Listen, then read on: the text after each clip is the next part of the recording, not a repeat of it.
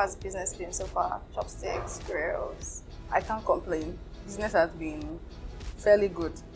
Yeah, I can imagine. So tell me about it. Like, how did you start? So I knew Abiola in school, right? Yeah. And then you left school, and then all of a sudden there's chopsticks and grills everywhere, Instagram, Twitter. And now you even do like YouTube videos and everything. So just like tell me, how has the journey been? Like, how did you start, and how, like, where are you right now? Okay, so there was this ASU strike, if you remember. Yeah. Like, it lasted for 6 months. Yeah, I remember. So during that period, of which I was of the habit of not staying at home whenever we go home for any short break. I always took a holiday job and all that. So that particular ASU strike, my elder sister called me and she's like, she wouldn't want me to do a holiday job. Because I mean, after school, I've learned something, but nothing really tangible. So she wanted me to take up a skill that will stay with me forever. That even if I finish school, I would still have something to do pending the time I get admission. Employment. So I went to a catering school, excellency catering school, very close to my house there, and I was staying in Ikeja. So I went to take the skill. I took the skill with youth coppers. Then they had this thing called Said. Oh yes. So I was just with them, learnt the small chops, and I didn't even think I was going to do anything with it really. So after we finished, I worked as a customer service rep for a short while. And while I was there, I met this girl. She was into catering as well, and she was like the catalyst. So she was really focused on leaving her job and starting the catering business. Oh wow. But I was of the opinion that I don't have enough money to start the business, right? So let us wait. Let us work. Let's save money, then we'll start the business. But trust me, along the line, I figured out there was no saving any money, really. How much was my salary? How much am I going to save to start? How long do you have to save for? So then I just said a short prayer. I told God if it was His wish for me to start a business, that it should just should show me a sign. So like that.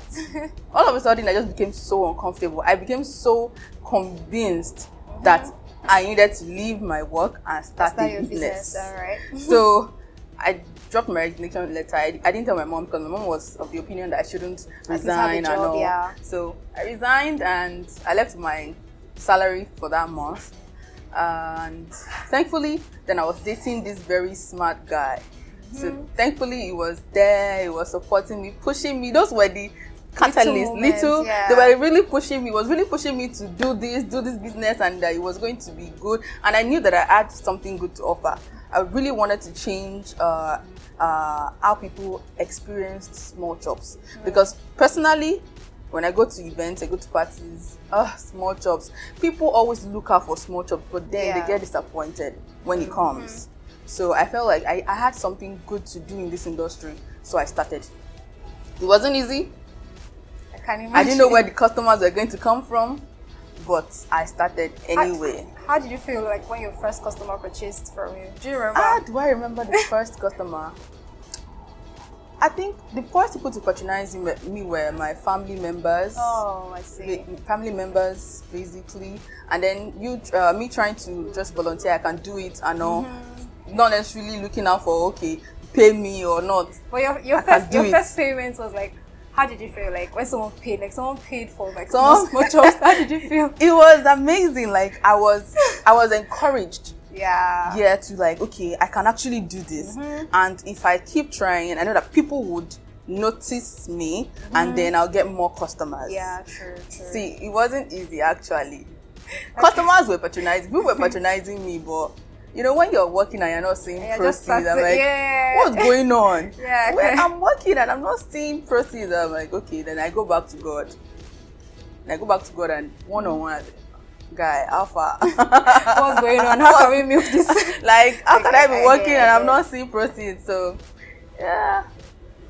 But how's it been like, Sha? Like, in terms of like growth? So, I mean, you started off well, you know, you're watching now, but then it's way different from like when you started and now, right? The difference is very clear. So just explain, like, what would I say have you learned so far? What did you notice so far?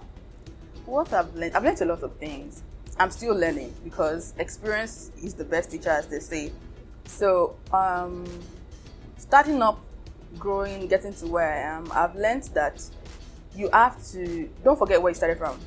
Don't forget why you started. Yeah. The quality that you started with, maintain it. Don't compromise on quality. I don't compromise on quality. That taste is very important to me because personally I love good food. And so when I started with this thought pattern: what I cannot eat, I cannot sell. Out, yeah. So that is what has kept me, and most importantly, your customers. My customers, they are my boss. Yeah, sure. So I always try to pass that on to my employees, that our customers are the center. They are the center of whatever it is we are doing. Without them, we are nowhere. However, we would not tolerate unruly customers. Yeah, I know, you just right? need to know how to handle them. And as the years passed, I learned human relations, because trust me, personally, as a business person, nobody came with being a business person. Yeah, you have to read up, you have to learn, you have to watch people, you just have to observe how other people are doing their business. What is it they are doing? How are they doing it? How can you incorporate it into your own business and all of that? So, most importantly, my customers, I appreciate them a lot, and I always try to avoid any form of conflict. I see. Yes, so. I understand. Let's talk about 2020 now. It came, it started off well, January, February, and then March, April, it was just like, okay, everybody stay at home. And then we're at home, we thought it was like 2 weeks, and next thing, 6 months, we're still at home. So how was it like for your business? Like 2020, wow. 2020 was filled with mixed feelings. When we started, as you said, it started well. January was good. Yeah. February was good in terms of sales, business, and all. And all of a sudden, March, April, we thought it was actually 1 week. I remember calling my workers and telling them, okay, we're just going to go for 1 week. Let's just go and come back. Yes. I didn't know it was going to be the way it was. Well, 2020 came with a lot of darkness, kind of. But you see, in the darkness, I was able to still bring out. There were still lights. We were still able to learn one or two. Before then, we really focused on events. Oh yeah, and then there were no more events. Yes. And then there were no more events. What would we do? So I'm like, okay, what are we going to do? What are we going to do? There was no way of us going to the shop to work. My workers, we don't all live together. We don't live in the same area. How are we going to make this work? Yeah. Okay. It was looking so bleak, and then I'm like, okay, I think I have to go to the shop, go and pack some of my equipment, bring them to my house, get some of the people that live close to me to come to my house, and then we start working from home. And then, boom, it seemed as though there was this hunger Everybody that was just waiting to be filled, Yeah. And then we started like, okay, we can now deliver small chops and all. It was crazy. I can imagine. For the those few months that were on lockdown, it was mind-blowing. We had a lot of sales, and I was actually surprised.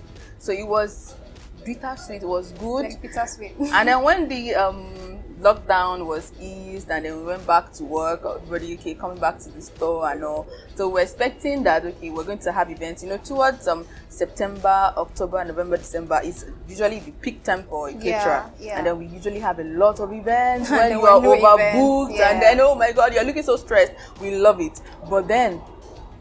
So you just like switched your operations to just focus on individuals instead. That period was really for us at Chopsticks. It was really slow.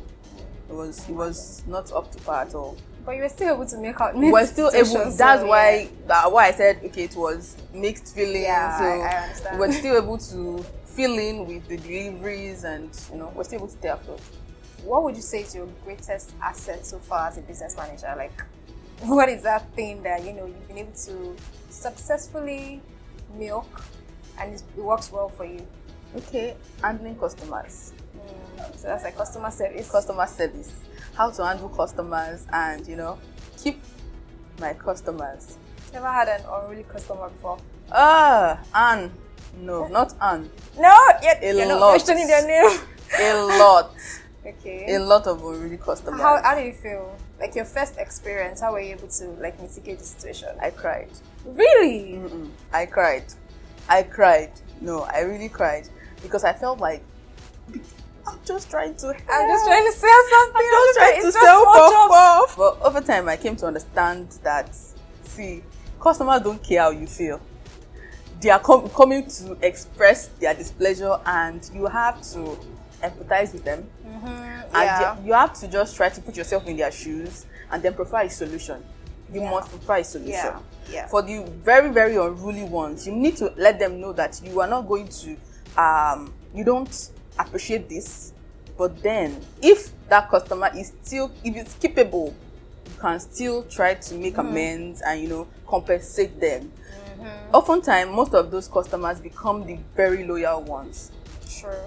The very loyal ones that they'll be the ones to be advertising you to other people that no, that company they are good, they are this and all. So some of them you can keep, some you can't win everybody. So you just, and I've tried to pass this value to my workers. So I let them know our customers are at the center of this. This is how we handle issues like this, and we just keep training ourselves weekly on how to handle customers. When my customer service rep encounters a very, very strong, unruly customer, then I have to be the one in charge. I have to be the one in charge. I have to be the one to talk personally to those people. And I've had customers that will request, where I want to talk to your CEO. Where's your CEO? Even after they've apologized, I'm like, okay, this is me, my humble self. Yeah, so sorry. Okay, we're going to do this. So there's always a solution. We always try a solution. We're going to these, and it has worked for us over the years. So what would you say has been challenging for you as a business owner? Logistics. Oh, okay. How so?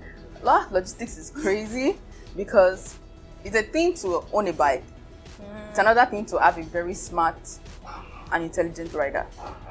Now you see these riders, I don't know if it's peculiar to Lagos, but these riders, God, yeah, another thing entirely. They frustrate the daylight out of you.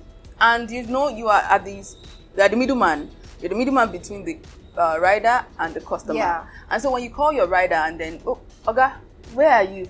And if, let's say it's going to Lekki, it's like, I'm 5 minutes away from there. I know it's nowhere near the customer. One rider that I employed, and he's like, Oga, she goes so see me. 5 minutes. And that was like, let's say 4:50. That's 10 minutes to 5. Okay, if you are 5 minutes away from there, you're supposed to get there 4:55. Let's even say, okay, 5 o'clock. This guy didn't get there until 6 p.m. What? And I was now communicating to the customer that he will be there in 5 minutes. And so you see, there's already a miscommunication because I'm giving the customer a wrong impression. Yes. And that does not look good on the company. Yeah. Invariably, the customer is going to think that we lack integrity. So that has been a major problem. Trust me, no matter how well you school these people, you talk to them, you try to compensate them and let them know that, okay, it's just please, an underlying factor there. It is like an innate thing. They just lie. They lie.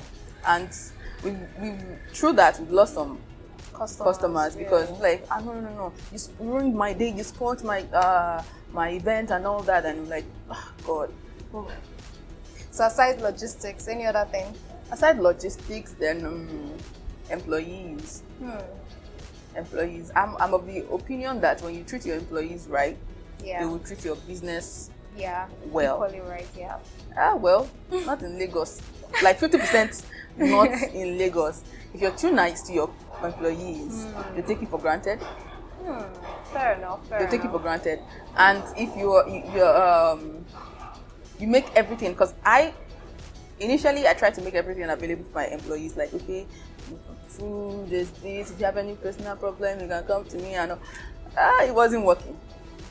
I've recently had an issue with an employee that was stealing some of our raw materials. Wow. Even with the fact that he's like the longest serving staff. Really? That's huge. It That's was taking turnover. So I didn't know until one of my other employees came to me to say, "Oh, this is so person." I was shocked. I'm like, "Okay, I've been good to this person. We have a relationship. Apart from the fact that this person is my worker, we have a relationship. So what happened? If you need something, I've made it clear that you can always walk up to me and talk to me. I'm not that scary boss, you know." So I just figured out that you just have to be strict. Sometimes they prefer the wicked ones, you know, but you know, you can't just change because of some people that you employ. So getting good employers, and because of the kind of job that we do, we cannot really employ BSc, MSc, you know, you still just like SME, people, so and then you should train them. And then it's hard to get people that are teachable. For the ones that you can train, they don't want to stay. So once you train them and they get it, they want to up and leave. They want to go and start their own. So it's been a major challenge. I think it's the Lagos factor. Everybody's trying to make their own money. So, but then of course, as a business owner, that's like a bit of a challenge. Yeah, it's a challenge. Yeah. But what would you say? If you had, let me put it this way. So, what's something you wish you had done at the start, like when you kicked off your business? Is there something that you wished? Oh, you know what? Maybe I should have done this when I started out, or is something that you could have just put into consideration? Is there anything? I think when I started out, one thing I would want to have done is have a mentor.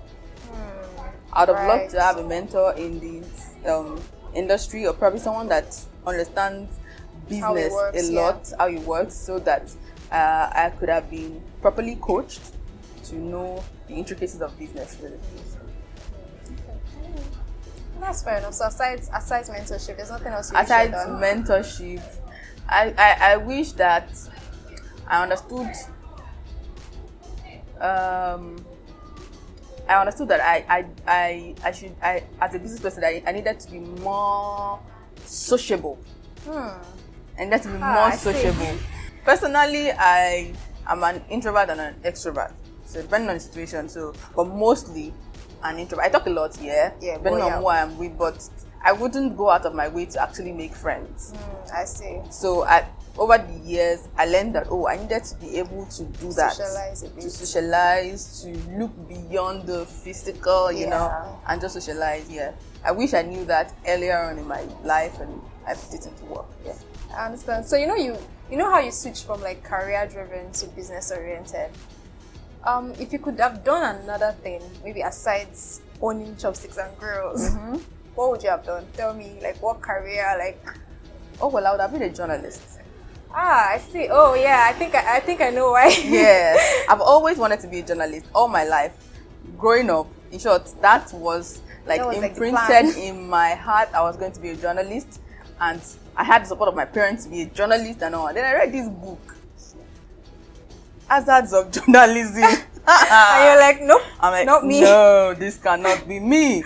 And thankfully, for 6 months, that 6 months was life changing for me. Yeah, the ASU strike. When we resumed, I just wanted to finish and just, goodbye to this academic journey. And just look for something. If I get a job, fine. If I don't get a job, maybe I'll just find something to do. So I wasn't really sold out to the whole journalism thing as of then.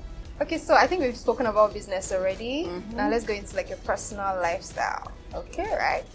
So tell me something you like to do for fun. I like to watch movies. Aside movies? Maybe hang out with friends. Party? Yes. Do you have like eating talent? I can dance. Really? Yeah, dance. Let me see. I can Let me sing for you. Music. I will dance. Oh, really? So I can dance. You never thought like, okay, maybe you should have like a career in dancing or something? It's not to that level. Nah. Maybe I can manage to dance. Not that I can dance. I try. I see. Is there anything that you know that you can never be caught doing? Never be caught doing. Think. Anything I never be caught doing. Well, killing. That what? Yes. What? Okay, aside anything as gruesome as that. Okay, maybe smoking cigarettes. Oh really? Why? You bad vice? never liked it. Oh, I never. see. Oh, you've tried it before and it didn't work. No, I've always had a bias against smoking cigarette. Nah. I see. I see. Okay, so I think I'll ask you one more question. So if you had a genie right now and you wanted to make 3 wishes, right? What 3 wishes would you? First of all, if you could bring my dad back. Number 2, give me $30 billion. $30 billion? Yes. As per DMW or what? Exactly. And number 3, just make Nigeria a better place. Everybody always asks for that. I know, right? If they can just even do that, I don't mind. Because this craze of everybody running out of the country, you will make business even easier, right? Exactly. If you had better governance and all that. So that is good. It's good. Thank you so much. Thank you. Thank you so much. You've really said a lot of things. My head is boom. Thank you. But one last thing before we go. Okay. Chopsticks and Grills. What do you foresee in the next 2, 3, 5 years? Well, next 2, 3, 5 years, expect Chopsticks and Grill Kitchen to be the first catering company that comes to mind of a Nigerian when it comes to food, small chops, grills. And in the next 2 to 5 years, I expect Chopsticks to employ more hands, and also train more like-mindeds. Nice. I like that. Yes. All right. Thank you. Thanks so very much.